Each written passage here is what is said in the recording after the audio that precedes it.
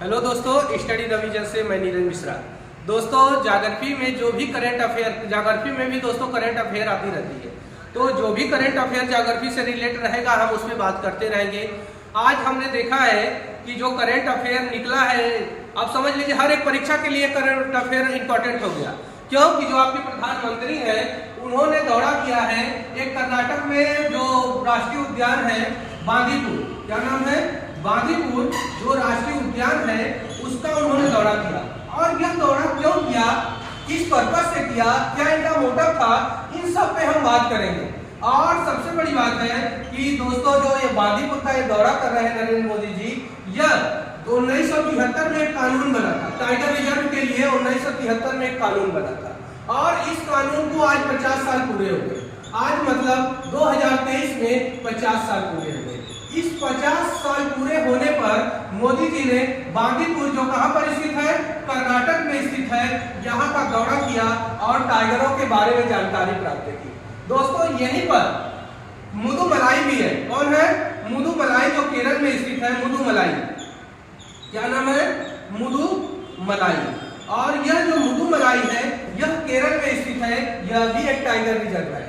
तो यानी कि जो बांदीपुर और मुदुमलाई है यह दोनों आसपास ही है, यानी कि कर्नाटक के बॉर्डर पर यह है बांदीपुर, तो उसी के जस्ट बगल में है मुदुमलाई।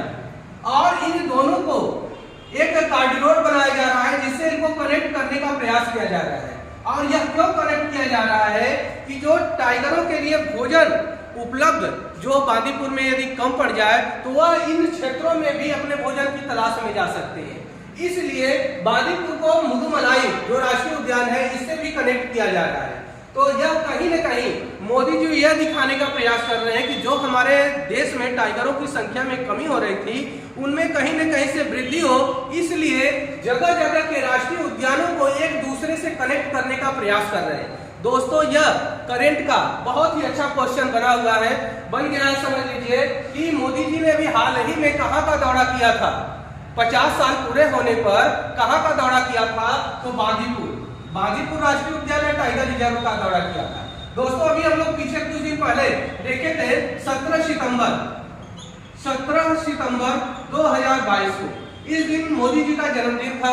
और इस दिन मोदी जी ने नामीबिया से, कहां से, नामीबिया से चीता हायर किया था, चीता मंगाया था।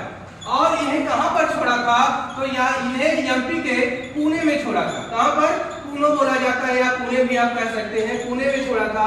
एमपी कहां पर है? यहां पर है। और इसका नाम क्या है, तो पुणे। अभी नरेंद्र मोदी का जो जन्मदिन था 17 सितंबर 2022 को, इन्होंने पूरा समय इन क्षेत्रों में बिताया, पुणे राष्ट्रीय उद्यान में, जो एक करंट का मुद्दा बना था। और यह कहां से लाए थे चीतों को, तो नामीबिया से। अब यहाँ पर एक बात उठती है कि नामीबिया की राजधानी क्या है, तो नामीबिया की राजधानी दोस्तों विंडहाक है। क्या है? विंडहाक। यह भी जानते रहिएगा, जब अफ्रीका महाद्वीप हम बताएंगे तो उसमें हम पहले पूरे देशों का एक्सप्लेन करेंगे, उसके बाद इनकी राजधानियों पे बात करेंगे। इसलिए दोस्तों यदि हमारे चैनल को आप सब्सक्राइब नहीं किए हैं तो सब्सक्राइब कर लीजिए, वीडियो पसंद आ रहा है तो लाइक जरूर करिएगा। और दोस्तों जो भी ज्योग्राफी से रिलेटेड कोई भी स्टूडेंट आपको मिल रहा है उसमें इस वीडियो को शेयर करिएगा, क्योंकि ज्योग्राफी की जो भी अपडेट होगी हम देते रहेंगे। दोस्तों अब यहाँ पर बात करते हैं, पुनः आकर जो मोदी जी बात कर रहे हैं, बार बार राष्ट्रीय उद्यान पर चर्चा कर रहे हैं और यहाँ पर पुणे की हम लोग बात कर लिए। तो यह कहीं न कहीं मोदी जी यह दिखाने का प्रयास कर रहे हैं कि जो हमारी प्रकृति है कहीं न कहीं हमसे जुड़ी हुई है। दोस्तों आप अपने घरों में भी देख सकते हैं, हम लोग नीम की पूजा करते हैं, पीपल की पूजा करते हैं, शमी की पूजा करते हैं। पीपल तो हम खुद देखते हैं कि पीपल को विष्णु का अवतार माना जाता है। किसका माना जाता है? विष्णु का अवतार माना जाता है। और पीपल के वृक्ष को काटना दोषपूर्ण माना जाता है। क्यों? क्योंकि पीपल ऑक्सीजन देता है। और यह कहीं न कहीं हमारी सभ्यता और संस्कृति से इन चीजों को रिलेट करने का ये प्रयास कर रहे हैं कि जो हमारे जानवर हैं वह हमारी कहीं न कहीं दूसरे तरीके से हमारी रक्षा करते हैं या पर्यावरण को शुद्ध करने का प्रयास करते हैं।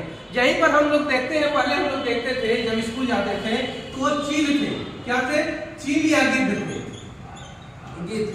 जिन्हें पर्यावरण का मित्र माना जाता है। क्या माना जाता है? पर्यावरण का मित्र माना जाता है। क्यों माना जाता है? दोस्तों हम इन पे बात करें तो कोई भी जानवर यदि मर जाता था, रास्ते में पड़ा रहता था, तो हम देखते थे कि ढेर सारे गिद्ध और चील आकर उसके चारों तरफ घेरा बना लेते थे और उनके मांसों को निचोड़ निचोड़ कर खा जाते थे, यानी कि उनमें सड़न पैदा होने से पहले यह इनकी सफैया कर देते थे। सफैया करने का मतलब यह है कि जो पर्यावरण में जो प्रदूषण होने वाला था उनके सड़ने के बाद उनका वो क्या करते थे, नाश कर देते थे, यानी उन्हें खा जाते थे। लेकिन दोस्तों कहीं न कहीं से हम लोगों में कमी है या हमारी मानव सभ्यता में कमी है कि यह धीरे धीरे विलुप्त हो रहे हैं।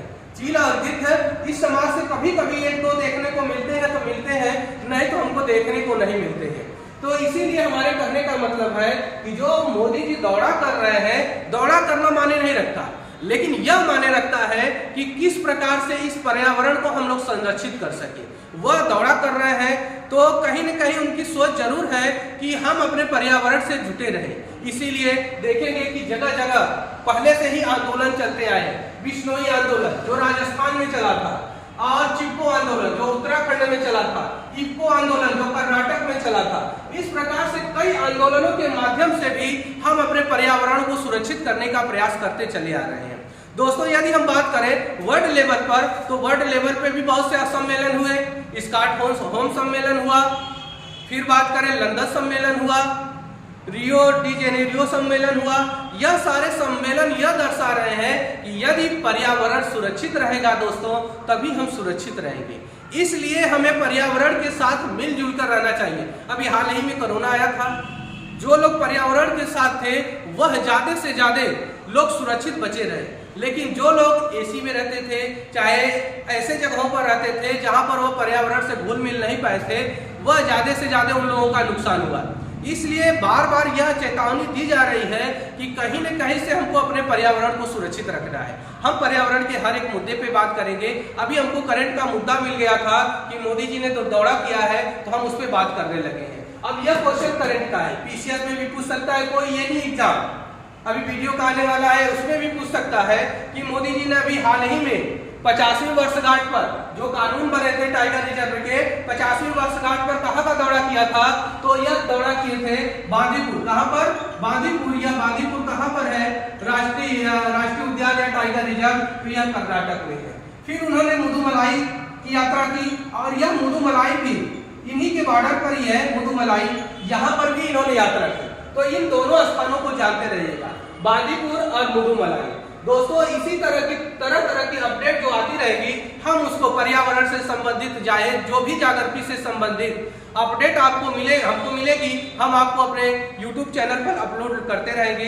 दोस्तों यदि वीडियो पसंद आ रहा है तो लाइक जरूर करिएगा और अपने दोस्तों में शेयर करिएगा, जिससे यह करंट अफेयर जो भी जागृति से रिलेटेड करंट अफेयर होगा उसका अपडेट हम देते रहेंगे। दोस्तों धन्यवाद।